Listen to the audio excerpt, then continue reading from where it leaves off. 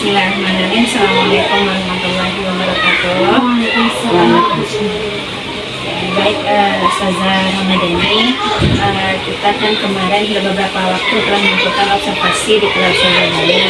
Kalau kembali kita review ya Zah, kalau nggak salah waktu itu di hari Selasa 15 Oktober, Rabu ya 15 Oktober, 16 Oktober ya, dengan mata pelajaran IPAS.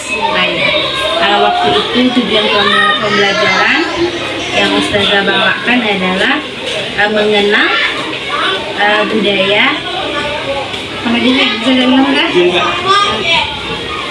Mengenal budaya yang ada di Indonesia, kemudian anak-anak peserta didik itu bisa menjelaskan bagaimana cara untuk melestarikan budaya guna dimakai manusia. Metode yang saya pakai adalah discovery learning ya. Lalu dengan menghadirkan beberapa media pembelajaran seperti kartu-kartu nanti. Jadi nanti kelompok itu dibagi dan anak-anak nanti bekerja sama dalam menyelesaikan kartu bergambar Dan juga stik soal ya. Baik Zah, kita masuk ke sesi berikutnya Zah, pasca observasi.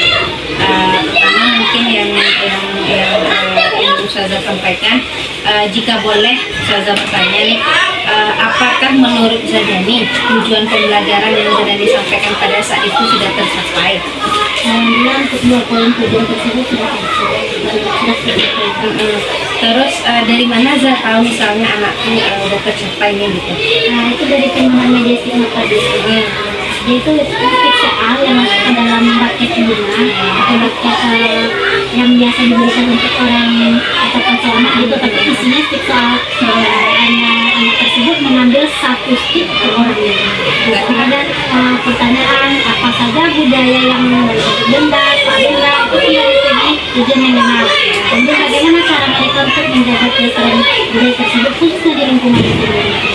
Menjadi pertanyaan itu alhamdulillah semua stick itu tercapai dan terjawab oleh semua. Berarti tujuan pembelajaran yang Ustazah dan dituangkan di RPP sudah tercapai dengan melihat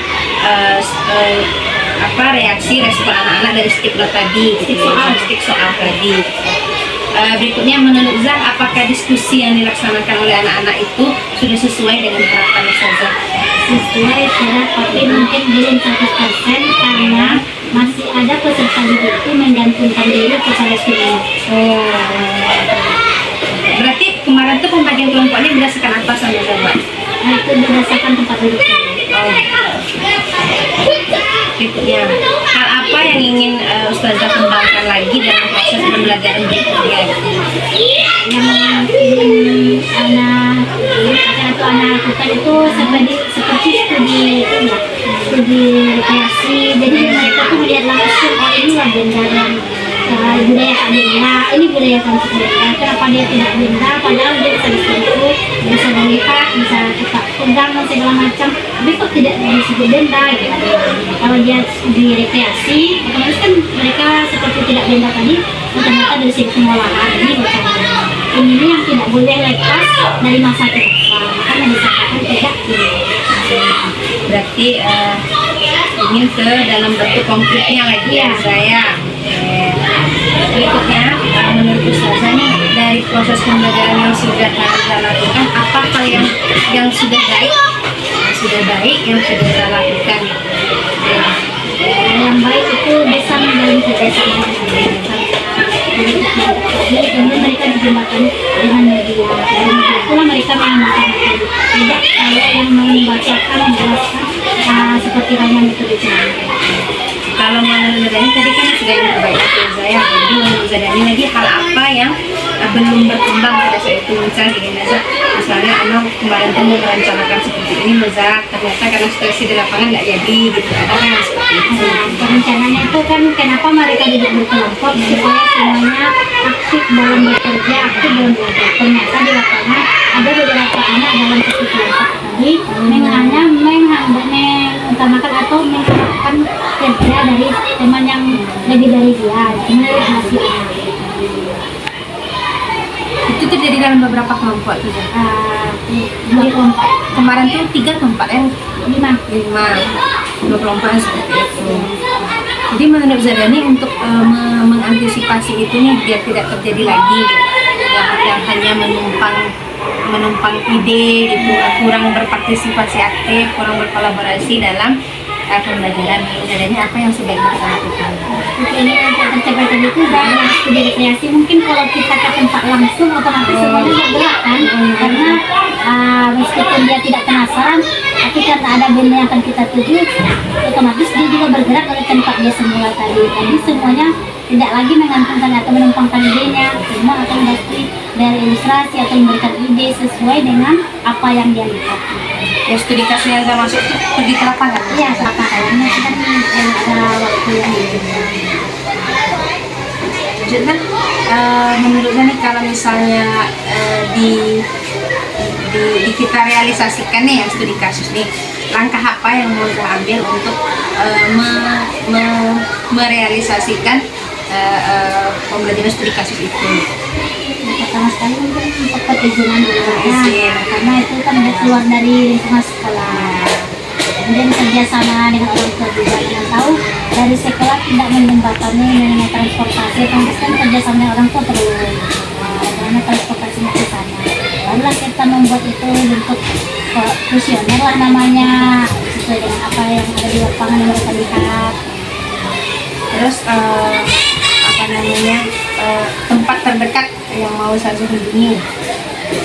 Tempat terdekat mungkin seperti rumah-rumah raja atau rumah-rumah gadang, istilah orang di Germas Raya. Saya ke sana itu. Iya. Nanti itu nanti bisa kita tunjukkan itu contoh konkret budaya nyata. Iya. Kalau dari segi makanan itu bisa juga nanti terasa. Jadi makanan bisa. Baik, dengan perizinan tadi kita mau sudah sebenarnya, berarti itu langkah-langkah yang akan misalnya direalisasikan, langkah-langkah yang akan Sozadani ambil untuk membuat pembelajaran ini lebih bermakna lagi kepada peserta didik. Menurut Ustazah, apakah dalam pembelajaran yang kemarin ini, dalam pokok pembelajaran yang kemarin ini sudah ada namanya pembelajaran diferensiasi yang seperti kita sosialisasikan waktu IHT? Kalau untuk secara realnya melalui dari administrasi, kalau dari sebenarnya enggak, tapi kalau secara tidak langsungnya untuk pembelajaran itu sedikit sudah dilakukan. Memang kemarin itu terlihat ya, ada pembagian gambar, ada audio, ada yang menempel-nempel ke depan itu anak-anak masih lagi, cuma mungkin videonya yang belum gitu. Karena kondisi itu udah listriknya oke. Oke. Berarti kalau misalnya ada bisa nanti Iza hadirkan ya. Karena memang anak-anak yang audio dan visual perlu video dalam pembelajaran. Baik, menurut Zah, apa harapan Zah ke depannya gitu, supaya pembelajaran ini lebih baik lagi? Harapan ke depannya supaya pembelajaran lebih baik lagi. Yang lain, alhamdulillah mungkin versi kita seperti ini, versi guru tamu atau guru yang berkolaborasi dengan kita, anak-anak itu merasakan lebih bertambah lagi pengalamannya, lebih menarik lagi, karena setiap hari itu saya khususnya kan full di sana, dari tampilan mungkin sudah ini udah biasa gitu, kerjasama lagi. Ana rasa mungkin sebenarnya dalam kelas kemarin tuh namanya pembelajaran diferensiasi sudah saya terapkan kan, cuman mungkin hanya ya beberapa yang belum. Lalu kemarin Ana juga lihat hal positif yang baik lagi, yaitu penerapan KSG gitu, dengan adanya teka-teki silang, teka-teki. Nah, terus dengan adanya apa namanya mengajak anak-anak tuh ikut mindfulness lah namanya gitu. Nah, itu sudah sangat baik sekali menurut Ana. Jadi mendapat aulat tempat imam-imam yang merasa kehilangan sesuatu. Tadi ada satu yang tinggal di musola. Jadi awal 456 jika ada yang kehilangan sesuatu. Jadi ada satu yang tertinggal di musola.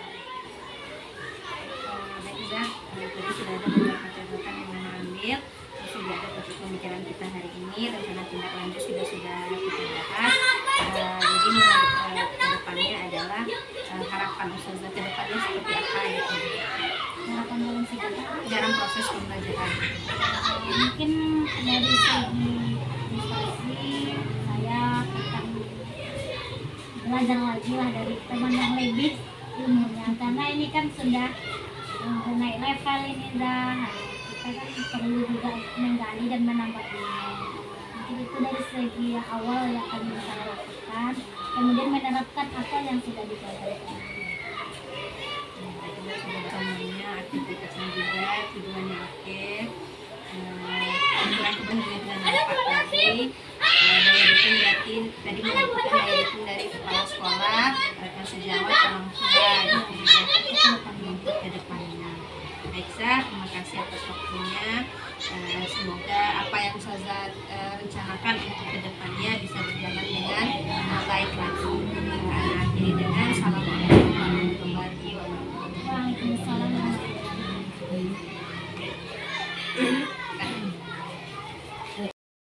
Dari saya sebagai pengajar melihat tadi percakapan yang dilaksanakan oleh Zahra dengan Zahra Ramadhani, ini tekniknya disebut dengan coaching. Coaching itu dia punya 3 prinsip, ada kemitraan, kemudian ada menggali potensi dan memaksimalkannya, kemudian prosesnya kreatif. Dengan 8 kriteria penilaian dari teknik coaching ini, apakah tersampaikan ke 8-nya itu yang akan nanti dilihat. Yang pertama, tujuan ditetapkan oleh rekan sejawat, tidak menggurui atau memberikan saran atau nasihat. Percakapan 2 arah dan rekan sejawat yang lebih banyak berbicara. Kemudian mendengarkan, mengulang, merangkum coachnya apa yang sudah disampaikan oleh coach tadi. Pertanyaan yang digunakan merupakan pertanyaan menggali.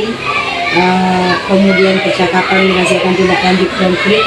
Tindak lanjut ini berasal dari rekan sejawat dan ditutup dengan kesimpulan yang diberikan tadi oleh rekan sejawat sendiri, bagaimana pastinya dan tindak lanjut ke depan.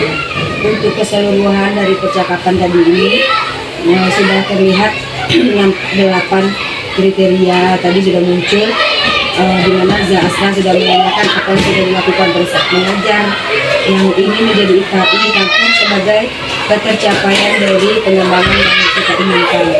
Kemudian menyampaikan catatan hasil observasi tadi Zahra sudah disampaikan dalam percakapan ini, mengumpulkan juga merangkum apa yang dijawab oleh Zahra Ramadhani. Jadi secara keseluruhan prinsip-prinsip coaching dan kriterianya dalam percakapan ini alhamdulillah sudah